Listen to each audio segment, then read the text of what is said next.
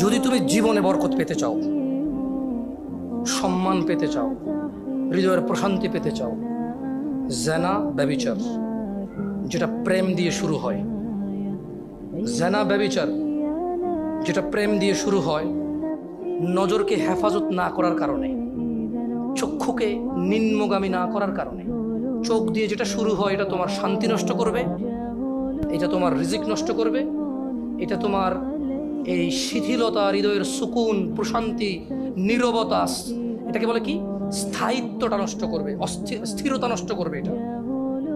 ছোট ভাই, তোমার প্রতি আমার নসিহত, তুমি কে নীল পড়ছে, লাল পড়ছে, কে ছোট পড়ছে, কে বড় পড়ছে, তুমি এগুলা মেজারমেন্ট করার দরকার নাই।